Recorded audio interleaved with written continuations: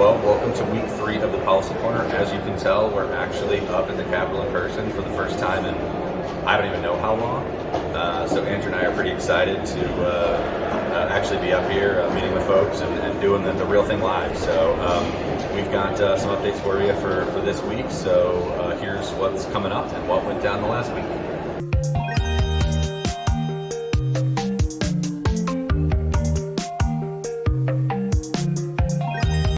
So first up, we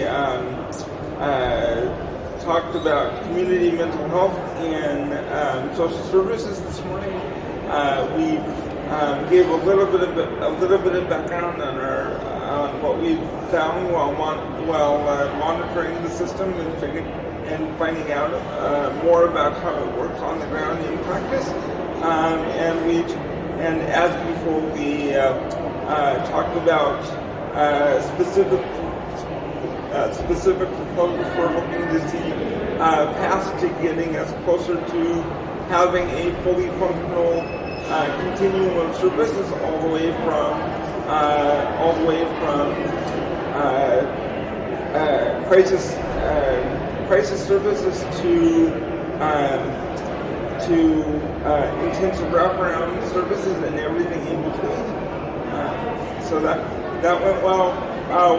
One note for those of you interested in talking about DSPD related needs. The DSPD session has been moved to Monday, so you have a little bit of a reprieve there and can enjoy your weekend a bit more. All right, so first up on the bill side of things, one thing we actually heard while we were up here, we're able to talk to the representative. Representative Stoddard's HB 29 passed unanimously out of the House. It's gotten a really positive reception so far up here. There's still some work to do in the fiscal note. But this is a bill we told you about previously, which would create a grant program for best practice CIT and mobile crisis outreach teams to respond when law enforcement isn't necessary, but best practice CIT to respond when they are. This is a good bill. We hope it keeps moving forward as it has, and we thank Senator Pitcher for pitching in the Senate and taking this over. So we were up here on Monday as well for SB 106 in committee. This is to make caregiver compensation for DSPD families ongoing.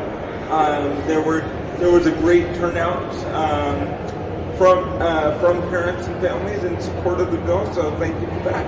And continuing our theme here, it passed out of committee unanimously and will be heard on the floor of the Senate soon. All right, next up we have HB 178 from Representative LeBay. This is a bill that would actually ban non-compete and non-solicitation agreements and employment contracts for disability community-based service providers. In looking at this bill, we had some concerns about the impact this would have on individuals in services and whether they would still continue to have fully informed choice about their rights about the choice of provider and things of that nature. So we reached out to the sponsor. We've actually had some really good conversations with him. He's been very receptive to those concerns, and those conversations are ongoing. Hopefully, to make some changes that would ensure that individuals in services actually have protections. So we're looking forward to that. We're going to keep it going. Very quick.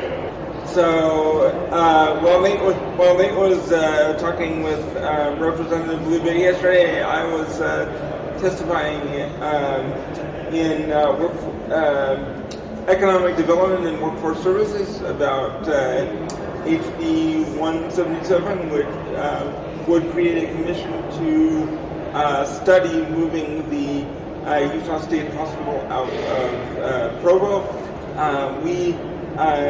We testified, and I testified and shared concerns with the committee based on our experience with the recent move of the state prison, and those concerns focused on making sure that any move would be able to attract and retain a sufficient number of highly qualified professionals to work to work at the hospital, as well as a reminder that many of the buildings currently on campus in Provo are relatively new, and doesn't make sense to put resources towards moving a facility like that when those resources could be used to really help develop the full continuum of services for individuals with serious mental illness in the community. So the committee voted to move on to the next agenda item, which means they didn't take a position in favor or in opposition to the bill. We are hoping that it won't come back, but there is always a possibility that it will.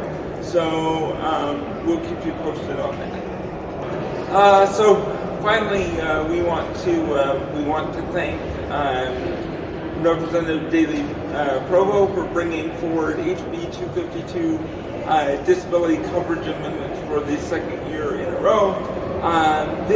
You may remember this a version of this bill from last year. This year's version changes it slightly to say that any Medicaid enrollee who has a disability can have income adjusted gross income up to 500% of the federal poverty level, and resources up to $150,000. We are in conversations with her about whether it would be possible and whether it would make sense to instead of making it gross based on gross income, whether it would be make sense to make it applicable to more people by having it be based on SSI countable income. But we'll keep you updated on that.